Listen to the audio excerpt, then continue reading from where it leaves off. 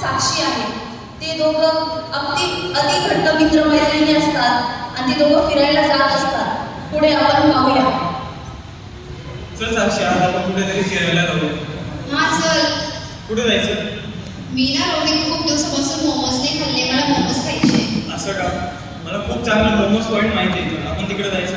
हो ठीक आहे चल. ठीक आहे चल.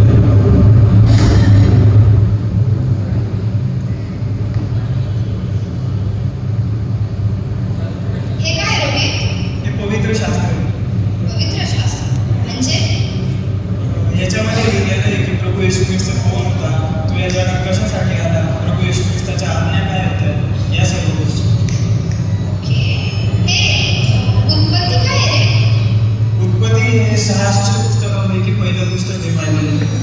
त्याच्यामध्ये दिलेलं आहे की प्रभू येशू ख्रिस्ताने पृथ्वी कशी घडवली, मानवाला कसं घडवलं, सर्व काही गोष्टी सुरू कशा झाल्या, या सर्व गोष्टी. अच्छा, अजून काहीतरी सांग ना, मला खूप इंटरेस्ट येतोय याच्यात. सोड करते हे काय बायबल बायबल. चल आपण जातोय फिरायला तिकडं. तो व्ह्यू बघ किती सुंदर आहे.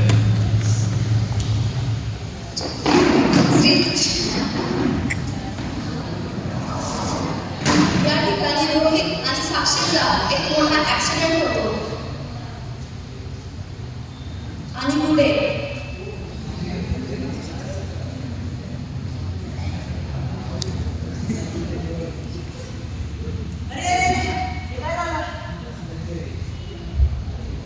Hello ambulance. हा लवकर ये, हायवेवर बोलताना ॲक्सिडेंट होतोय, लवकर या.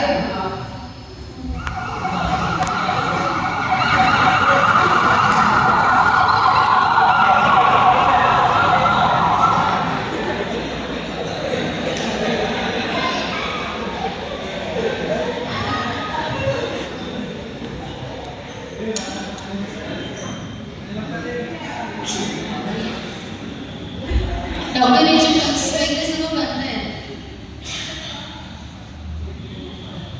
She is known. वॉर्डवर तिच्या नातेवाईकांना कॉल करून बोलवून घ्या.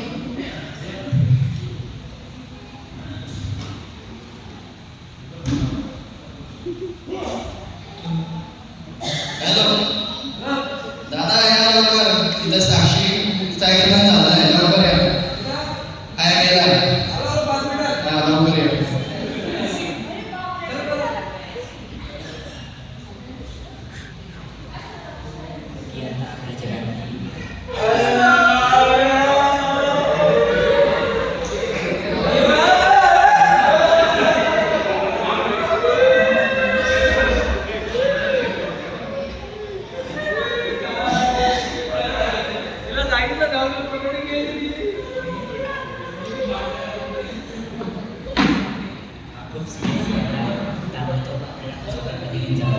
ठीक आहे. या ठिकाणी आपण पाहतो की रोहित आणि साक्षीचा मोठा अपघात होतो. त्या ऍक्सिडेंटमध्ये डॉक्टरांनी तपासल्यानंतर साक्षीला मृत्यू घोषित करण्यात येतं. ती जागीच मृत्यू पावते आणि रोहित जो तिचा घट्ट मित्र असतो त्याला दवाखान्यामध्ये स्थापित करण्यात येते. त्याला हॉस्पिटलमध्ये नेल्यानंतर त्याच्यावर उपचार सुरू होते. पुढे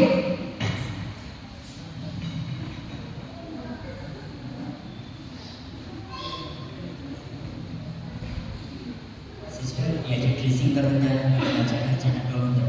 ठीक आहे.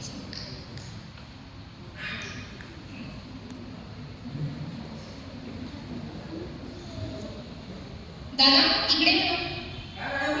तुम्ही ह्यांच्या नातेवाईकांना ओळखतात का? काय मॅडम, काय झालं? ह्यांच्या नातेवाईकांना ओळखता का तुम्ही? हो ओळखतो. मग याच्या घरच्यांना कळून द्या की आता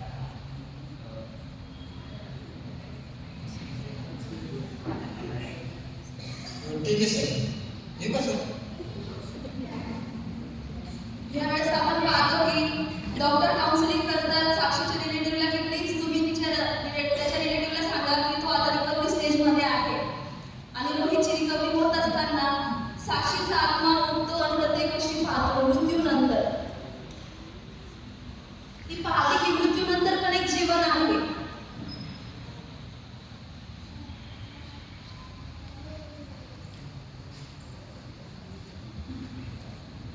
आणि त्याच वेळेस रोहितवरती हॉस्पिटलमध्ये उपचार सुरू असतात. साक्षीचा आत्मा फिरत असताना साक्षी पाहतो की एक सुंदरसा स्वर्ग आहे, जिथं आनंद आहे, शांती आहे, सुंदर जीवनाचं पाणी आहे. आणि एका ठिकाणी ती पाहते की नरक आहे, तिथं तप्त अग्नी आहे, दगदग आहे, पीडा आहे, जिथं खूप त्रास आहे, वेदना आहे. पुढे विनोद, तू देवाच्या वचनाप्रमाणे चालला नाही, तुझं नाव जीवनाच्या पुस्तकात नाही, तू नरकात जा.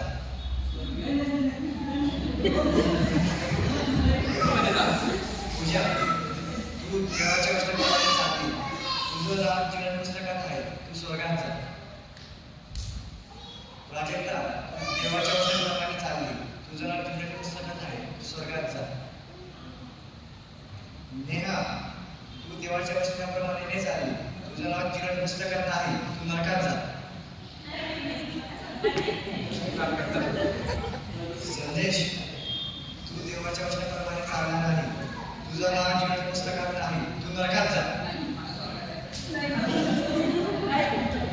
म्हणून तू देवाच्या वचनाप्रमाणे चालला नाही, तुझं नाव जीवन पुस्तकात नाही, तू नरकात जा.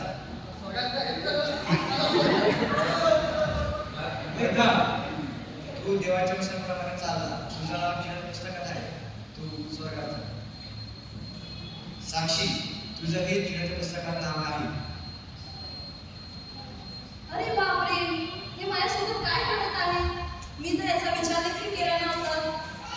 या गोष्टी तर माझ्या कल्पनेपलीकडच्या आहे. अरे बापरे, मृत्यूनंतर पण एक जीवन असतं का? हे तर मला ठाऊकच नव्हतं. अरे हे देवा, माझ्यासोबत हे काय झाले आहे हे तर मला कळतच नाही. पण आज मला हे कळत आहे की आपल्या जीवनामध्ये समजणे आणि स्वीकारणे हे दोन खूप महत्त्वाच्या गोष्टी आहेत. कारण माझ्या जीवनामध्ये खूप संधी आल्या, खूप मार्गाने प्रभू येशू ख्रिस्ताला जाण्याची मला संधी आली, पण ती मी धिक्कारली. आणि कारण मला तारण आणि मोक्ष शुल्क वाटले, पण आज मला याची जाणीव होत आहे. पण आता तो वेळ निघून गेलेली आहे. तर हे लक्षात ठेवणं गरजेचं आहे की फक्त जीवनामध्ये इतर गोष्टींमध्ये वेळ घालवत बसू नये, तर सत्याचा शोध घेणे व सत्याचा स्वीकार करणे हे खूप गरजेचे आहे. यानंतर रोहित उपचारानंतर घरी आल्यानंतर पुढे आज मला कळालं की प्रभू येशू ख्रिस्त आज मला घरात आणणार आहे, ज्याने माझा जीव एवढ्या मोठ्या संकटातून वाचवला. प्रभू येशू ख्रिस्ताने मला माझ्या जीवनात अनेक संध्या दिल्या त्याची स्वार्थ गाजवण्यासाठी, पण मी त्याचा उपयोग फक्त मौज मजा करण्यासाठी, एन्जॉय करण्यासाठी, जगिक गोष्टींमध्ये घालवला. आणि याच कारणास्तव आज माझी प्रिय मैत्रीण माझ्याबरोबर नाही. याचा मला पश्चाताप आहे. देवा, तुम्हाला अनेक संध्या दिल्या, तुम्हाला खूप सुवर्ण संधी दिली माझ्या प्रिय मैत्रिणीला तुझी स्वार्थ सांगण्याकरिता, पण मी तिला ती स्वार्थ सांगू शकलो नाही. यासाठी मला क्षमा कर. आजपासून मी हा निर्णय घेतो की मी माझ्या जीवनाच्या प्रत्येक वेळेमध्ये, प्रत्येक संधीमध्ये फक्त तुझी स्वार्थ सांगेल आणि तुझंच नाव उंच करेल. या नाटिकेच्या द्वारे आपल्याला हे कळून येते की अवसर का बहुमूल्य समजू असं या नाटिकेचं नाव होतं. खरोखर आपल्या जीवनामध्ये प्रत्येक आलेली संधी आपण कशी साधतो हे जाणणं फार महत्त्वाचं आहे. आणि ज्यावेळेस आपण एक विश्वासू म्हणून एक अविश्वासणाऱ्या समोर जेव्हा उभं राहतो, तर आपण त्याच्यासमोर स्वतःला आणि ख्रिस्ताला कसं प्रकट करतो हे खूप महत्त्वाचे आहे. म्हणून प्रत्येक संधी देवाने दिलेली खूप मौल्यवान आहे आणि आपण ती कशी साधतो, कशी घालवतो हे जाणणं खूप आणि खूप महत्त्वाचं आहे. की आपल्या जीवनाचा उद्देश काय आहे, परमेश्वराने आपल्याला कशासाठी या जगामध्ये पाठवलेलं आहे, देवाच्या योजनेला